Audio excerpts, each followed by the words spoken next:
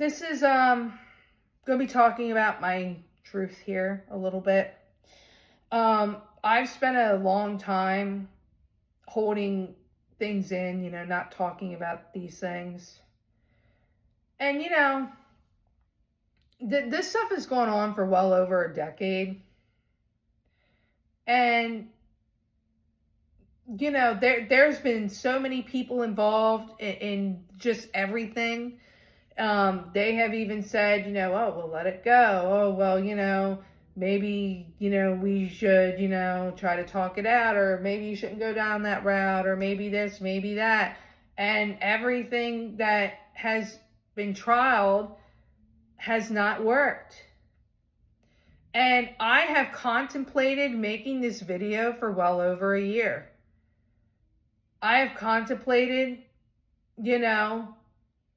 it because I tried to work things out many other ways with my older sister. And unfortunately, these ways are not being seen. So it's time for me to sit down. It's time for me to talk about my truth here a little bit to you guys. I mean, there's a lot of stuff. I mean, be prepared. It's going to be, quite a doozy, because there's a lot to talk about.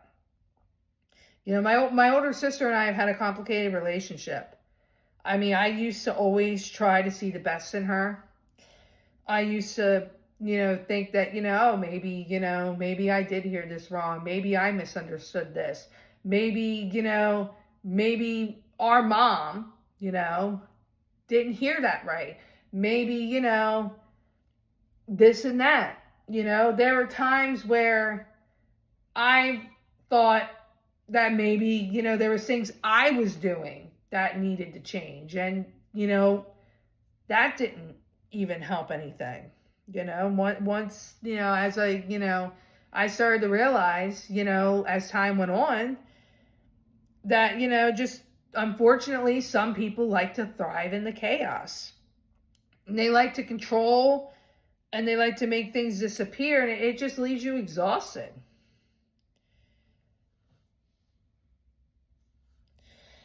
And I'm going to talk about now, as I've said, I've been contemplating making this video for well over a year.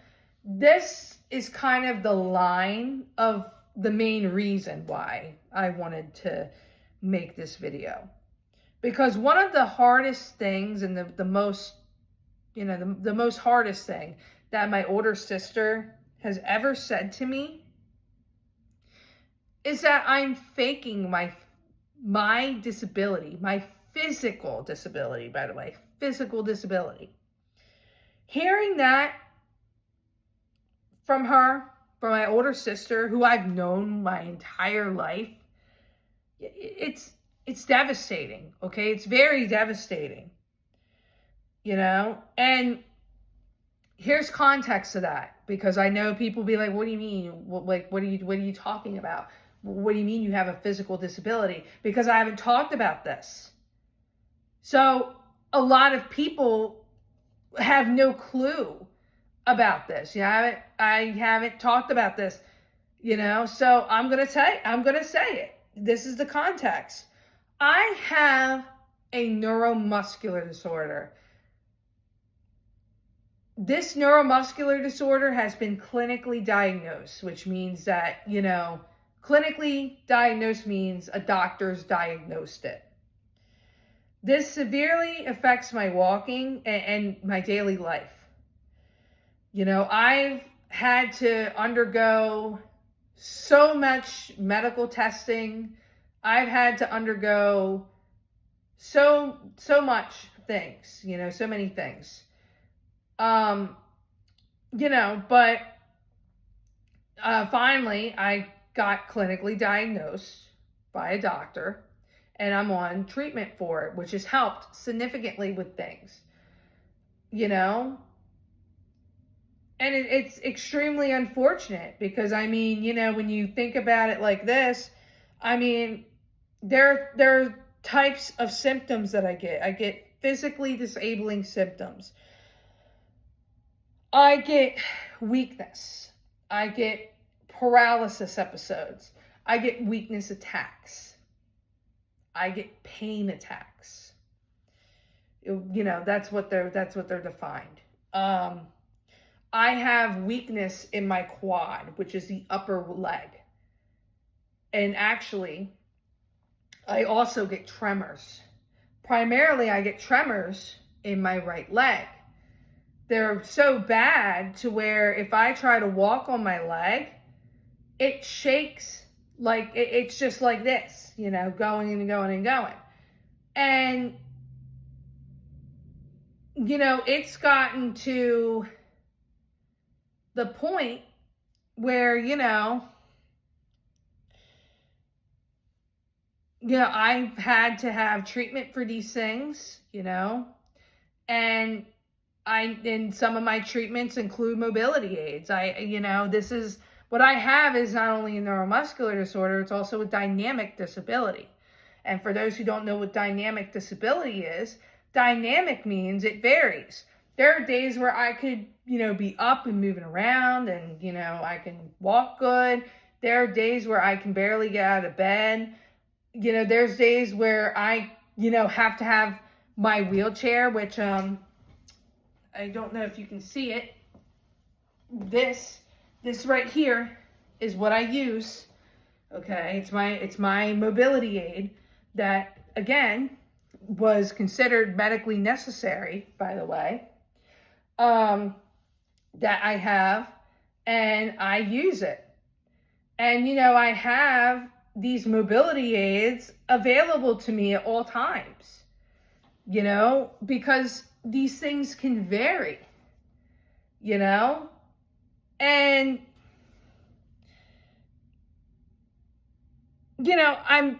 obviously these are there, all these treatments and everything are there for me to maintain my independence, and they're there to, keep me from having more complications, from my neuromuscular disorder. And, I follow these treatments. I attend, any like therapies or, anything I need to do. And I do everything I can to stay mobile and active. This is my reality. I live with this every single day. This isn't just like, this isn't just like, I'm trying to find a good, just for clarification senses for people. This isn't like a broken leg, or a broken foot. This isn't something where, it temporarily, no, this is a disability, and that's what I mean. It's devastating. It really makes me question why my older sister, who I loved deeply, refuses to not only understand, but to even acknowledge what I live through every day. I mean,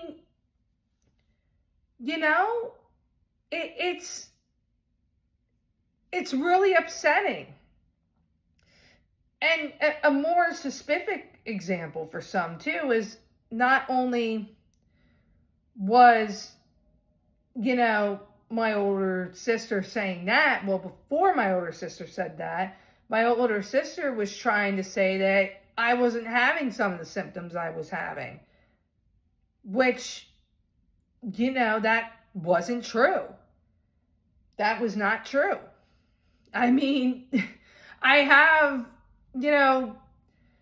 I am clinically diagnosed. I mean, this isn't like, you know what I mean? So you kind of get what I'm saying. It's just really, it's just really upsetting. I mean, I know now that her disbelief does not define my truth in this, but still, I mean, you wouldn't expect that from your family. You know what I'm trying to say?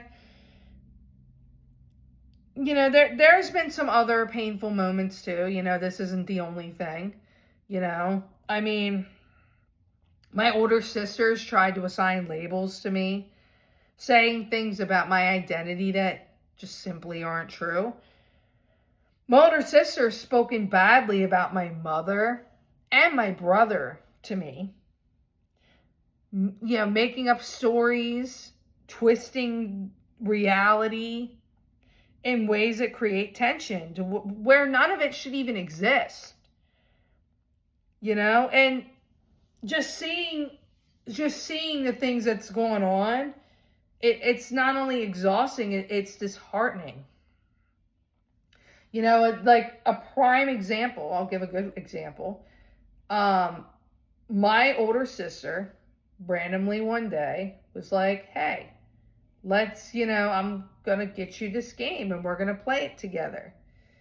And, it unfortunately wasn't about rebuilding or rekindling that, that sibling, sister to sister.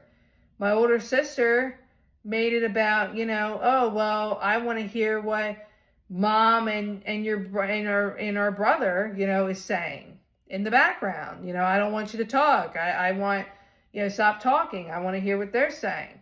And then it turned into, oh, well, you guys weren't talking. They weren't talking. They were, arguing. And that never happened. I mean, this is just a specific example. And, it comes across, to me in ways like it's almost like, I'm sitting there thinking to myself, like, was I just used? Was I just used to, for this thing? Like, my older sister acted like she wanted to do something nice for me. And I legitimately can't even, I don't even know anymore if it was even legitimate. I mean, that's what I mean. Watching my older sister pull others into drama has not only been exhausting, but it's been disheartening. And another moment I would never forget is my high school graduation. Oh, my goodness, I can't even speak right now. Clearly, it was a huge milestone for me, okay? It was something that I've worked on and worked so hard to achieve. It was not easy, okay? And, my older sister was invited, to come out. And basically, my brother and, my mom, none of them could go pick up my older sister at the time. And, my older sister was told that, she needed to get a cab, to take her to, whatever. I mean, that was it. That was it. That was all it was. My older sister says, I'm not coming out. And you can, talking to my mom, my older sister goes, and you can tell Samantha, me, to ask Tony, my brother. It was all because of a $5 cab ride. Now, to me, this is not about the money. I don't want anybody to get it, It was the choice not to show up.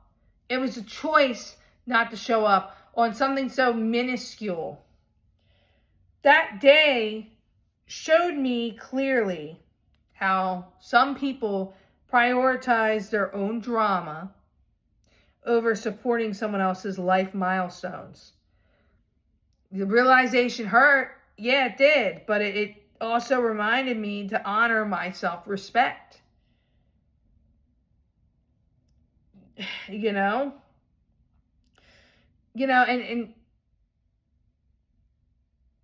Unfortunately, her influence is not just limited to me. It's not just limited to our immediate family. Over the years, my older sister's involved many members of our extended family, and then some. Aunts, uncles, grandparents, cousins, you name it. My older sister's involved them in some way or another, by doing things like creating tension and dividing people with conflict and accusations that end up coming up. That kind of behavior affects everyone. And it's exhausting to witness and to navigate it. I mean, it's so hard even now to try to have any sort of communication or anything with any of the extended family. I have some, I know a couple of the people in the extended family, some of you may know that I don't talk to, and there's reason for that. But outside of that, I'm not talking about that person though. I'm talking about other people. And it's made it so difficult to even try to talk to anybody, because unfortunately, if my older sister ends up finding out, oh, well, I've talked to them, they simply just say it in conversation. All of a sudden, my older sister's doing something again, something else. It's that's where that's what happens. And it's just exhausting, and it's not only exhausting, it's isolating. And not only that, experiencing this ongoing mistreatment from my older sister has affected me emotionally. I have post-traumatic stress disorder from what I've been through, and some of the what you call them triggers. They come directly from things that my older sister has done. And living with these emotional scars while navigating her behavior makes it even more important for me to protect myself. It really does. I also wanted to say that Ashlee has been way more of a sister than my older sister has ever been. Ashlee has offered support, understanding, and care in many ways that my older sister has not. And I am grateful for the bond that I have with Ashlee. It shows me that family is more than, than just, more than just, the people that you technically are born into. It's about the people who truly show up as well. Living with all of this has been emotionally draining. My family and I are tired. We're tired of walking on eggshells. We're tired of the constant tension that happens. We're tired of the unnecessary conflict. We just want calm, a chance to breathe, and the ability to live without someone consistently stirring up trouble. I want to make it very clear. I need to stop carrying the emotional weight of my older sister's choices. I can't fix my older sister. I can't defend myself from the stories that my older sister creates that are simply not true. I can only choose how I respond and how I protect my peace. To my older sister, if you hear this, I'm disappointed. I am disappointed that our relationship has been marked by conflict, disbelief, and tension. But I have reached a point where I must step back. I must prioritize myself. I cannot continue being pulled into the chaos that you create. I am done defending myself against your narratives, and I am done letting words that you say define my life. No, more than likely, my older sister doesn't want to hear it. But, oh well, you need to hear it. Now, to anyone listening, okay, and I want to say this to all you guys too. I don't want to just make it about just this. I want to make sure you guys get something out of this too. Anyone who's been doubted, invalidated, anything by someone they've loved, whether it's family, friend, whoever, please know that your experiences are indeed real. Your body, your feelings, your health, they're all real. You do not need anyone else's permission to own your truth. You do not need anyone else's validation. You do not need anyone else's validation to live your life authentically. Now, healing begins when you stop trying to explain yourself to the people who refuse to understand. It also begins when you step away from conflict and set boundaries that protect your peace. And this is what I'm doing now. That is my choice. I'm choosing honesty. I'm choosing calm. I'm choosing self-respect. And above all, I'm choosing peace for myself and my family. If you are living with someone who constantly pulls you or your family into unnecessary conflict, remember, it's okay to step back. It's okay to prioritize you. It's okay to prioritize your other members of your family over that person. Choosing peace is not selfish. Okay? It's survival. I am done being pulled into the chaos that my older sister creates. I am done defending myself against my older sister's disbelief, or even the things that my older sister says that turn out to simply not be true. I am done allowing my older sister's behavior to dictate my life. I'm choosing myself, and guess what? I'm finally free to do that. So, yep, finally free to do it. That's my decision. It's my decision. Like I said, I have considered this deeply. And there were times where I even said, well, maybe I'm not going to make a video. Maybe I'm not going to say anything. I'm just going to prioritize just, staying quiet. Maybe things will die down eventually. Unfortunately, no. Unfortunately, it never can. Never can. Never does. Because my older sister creates so much turmoil in the family. It's really unfortunate. Really is. So, with that, there's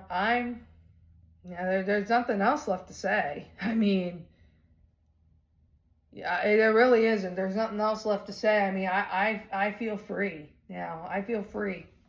So, yeah. So, with that, I'll catch you guys later.